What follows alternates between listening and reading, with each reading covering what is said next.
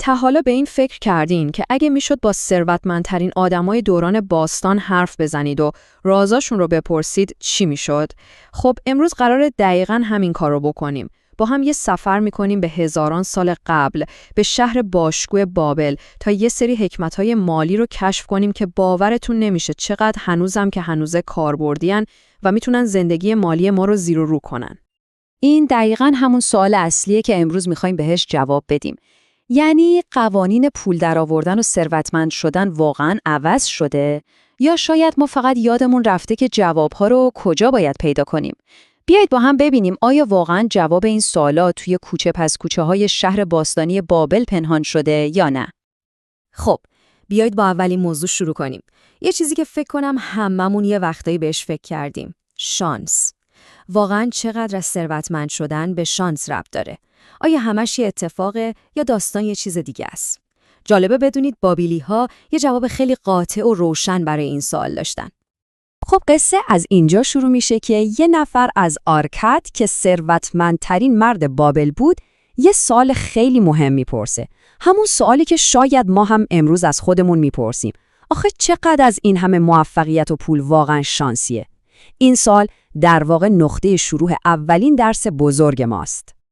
و اینجاست که جواب آرکاد واقعا هوشمندانه میشه. اون میگه ببین، دو جور آدم داریم. یه عده‌ای هستن که فقط میشینن و منتظرن شانس در خونشون رو بزنه. یه عده دیگه اما خودشون رو برای فرصت‌ها آماده میکنن و به استقبالشون میرن. به گفته آرکاد، این تفاوت دیدگاه دقیقاً همون چیزیه که آدمای ثروتمند رو از بقیه جدا میکنه. پس فرمول آرکاد اینه: شانس یه چیز جادویی و اتفاقی نیست. شانس یعنی جایی که آمادگی شما با یه فرصت خوب روبرو میشه. ثروت با تصمیمای هوشمندانه و آماده بودن ساخته میشه، نه با منتظر یه اتفاق خارق‌العاده موندن. این اولین و یکی از قدرتمندترین درساییه که از بابل میگیریم. خب، درس اول رو گرفتیم. چطوری شانس رو به سمت خودمون بکشونیم؟ حالا بریم سراغ یه قول بزرگ که جلوی ثروتمند شدن خیلیامون رو تو دنیای امروز گرفته: بدهی. و جالبه بدونید که حکمت چند هزار ساله بابلی‌ها برای این مشکل هم یه راهنمای کاملا عملی و قدم به قدم داره.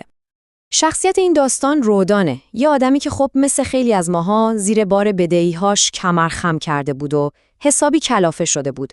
داستان رودان این مشکل رو برای ما خیلی ملموس میکنه و نشون میده که چطور برای پیدا کردن یه راه حل پیش یه آدم با تجربه و دانا میره. و راه حلی که بهش داده میشه، میدونید به طرز شگفت‌انگیزی ساده ولی فوق‌العاده قدرتمنده. یه برنامه 3 مرحله‌ای خیلی مشخص. 1. همیشه اول از همه یه تیکه از درآمدت رو برای خودت پس‌انداز کن. 2. یه بخش دیگر رو بذار کنار فقط برای پرداخت بدهی‌هات. و 3. با هر چی که موند زندگی کن. این نظم و انضباطه که راه رو برای آزادی مالی باز میکنه. این جمله واقعاً اصل مطلبه. به جای اینکه از بدهی‌هامون فرار کنیم یا ازشون بترسیم، باید باهاشون روبرو بشیم و یه برنامه برای پرداختشون داشته باشیم. این تغییر نگرش خودش اولین قدم به سمت آرامش و استقلال مالیه. خب، این داستان‌ها خیلی جالبن، ولی از کجا معلوم که اینا فقط چند تا قصه قشنگ نیستن؟ از کجا میدونیم که این اصول واقعاً امتحان خودشون رو توی گذر زمان پس دادن؟ جوابش توی کتاب‌ها نیست. توی یه چیزیه که خیلی خیلی قدیمی تره. اینجاست که قضیه واقعاً جدی و هیجان انگیز میشه. ببینید، اینا فقط حرف و قصه نیستن.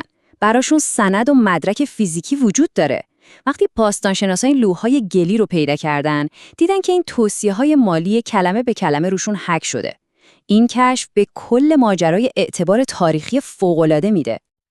این تایملاین رو نگاه کنید، چقدر قشنگ نشون میده که این ایده ها چه سفری رو طی کردن.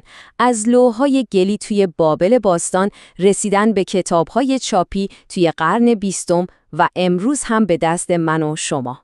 ابزارها عوض شدن، دنیا کلی تغییر کرده، ولی اصول پایه‌ای ثروت دقیقاً همونها باقی موندن.